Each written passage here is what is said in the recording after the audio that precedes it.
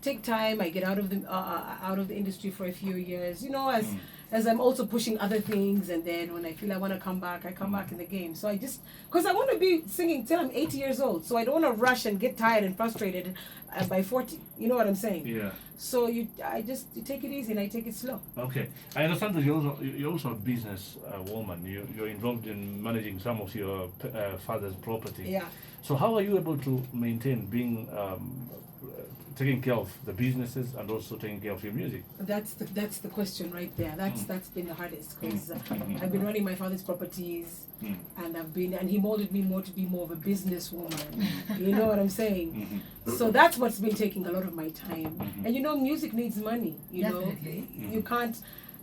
So sometimes it helps me out. The funny things that the fact that he's put me to do many other things and run the businesses, it gives me the time, first of all, to look for the money that I need to do all these music promotions and travel and push out music. So it's been tough, but most importantly, they told me to be organized. When you're organized, everything is possible. So music is something you do for passion. Music is 100% my passion. It's your passion. And it's my first love. Yeah. If you are maybe asked to compare the amount of money you get out of music and also and business from the business, it's completely no comparison. But I want to change that this year, because also there's been no comparison because I wasn't giving it 100%. But this year I want to do my best and at least give it 100% or maybe 90%. And I know that I'm going to also get as at least enough money that will be almost equivalent to the business.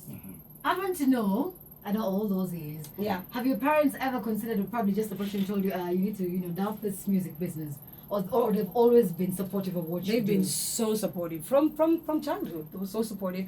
My parents, when I went to Canada in high school, my dad paid for extra classes. I had my white teacher. He used to pay $40 an hour every day after school for quite a number of years to train my vocals. So they noticed that I love music, and they encouraged me and they nurtured me. So they're the ones who even said, you know what, come back from the US and do your music.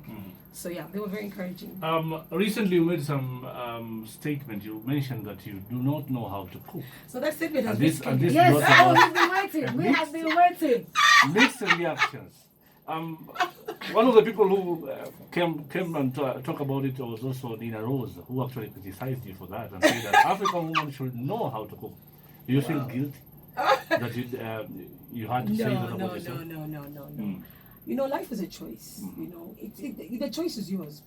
My parents raised me to focus on being a CEO, being a leader, running the businesses.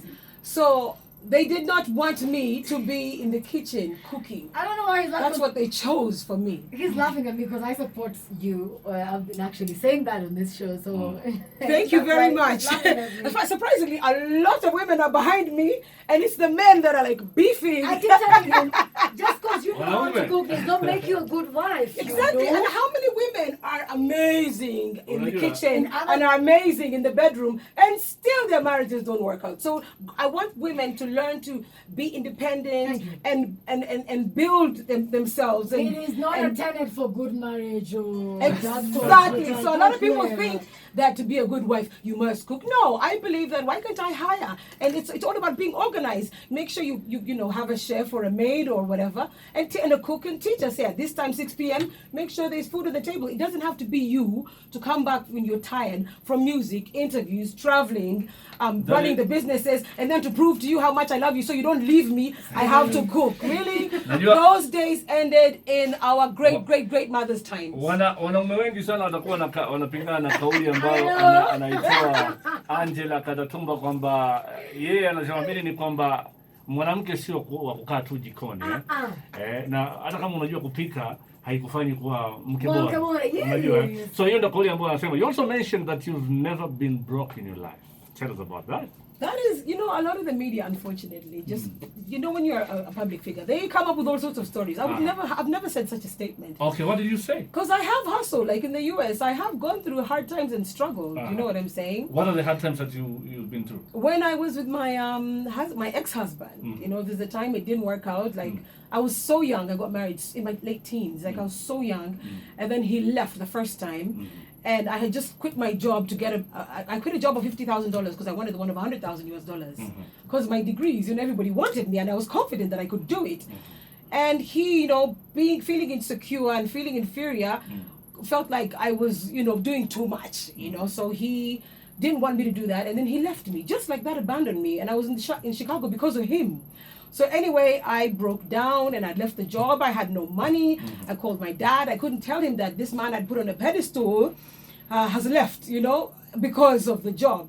I couldn't say that. So I just said, Papa, the relationship hasn't worked. Can you send me a ticket? And for the first time, my father said, no, you're married. Stay there and hustle. You don't run away from your challenges. You face them. But I did not want to tell him that things were bad. I had no food. I didn't have transport money. I had no money. So he just said, read the Bible and get a job. But those were the hardest times of my life. That was the hardest month of my life. I lost 38 kilograms in 3 weeks. I was eating ice. I was heartbroken. My husband just left. My dad wouldn't send me money. I couldn't believe that, because I'm such an open person. I couldn't believe for the first time in my life, I couldn't say, Papa, this man did A, B, C, D, E, F, G. But when you're married, you don't want to say it all. That this man, sounded like Jesus Christ, the second coming, dumped me in the U.S. Okay. You know what I'm saying? Okay, your marriage didn't work, and then you were in a relationship with Daddy Andre. And how you broke up is something that has raised so many questions. You also mentioned that he refused to take a HIV test. Yes. And that's what led to the breakup. Tell us about that. We started dating with Andre. He wrote Tony Navida, a monster hit. It's just taken over East Africa, and I thank God for that. But unfortunately, as the relationship was, because we were dating for just under 2 months, under 3 months, and we just couldn't agree on, he wasn't ready to take the HIV test. Why? I don't know, a lot of people are not ready. You know what I'm saying? You find some men, because they know their past, their present, their future, they know what they do. So they're like, wait, I'm not ready. But time was passing and we just started arguing about it. So I figured instead of staying and create a whole domestic violence situation, just walk away. You know what I'm saying? I'm fighting for my life. And if he doesn't understand that, then there's nothing I can do. So I left. All right. So as we wind up, what would you tell your Kenyan fans? What should they expect from you? I'll tell my Kenyan fans, first of all, I love you so much. And I'm so emotional about Kenya because I was born here. And I want to get in touch with my roots. You know what I'm saying? I have more music coming with Black Market Records. The CEO, Cedric Singleton, who is in the building right now. He's amazing. I think you guys know Black Market. They're everywhere. And I have my manager Ocean, who's like, he won't put that phone down. But they're Any collaborations with Kenyan artists? Yes, they're so aggressive. They put me in to collaborate with Cash Kid. With Jegede. I have a song coming up with Jegede, and then I have some songs coming up with Cash Kid, and he's an amazing producer. So this year is going to be amazing.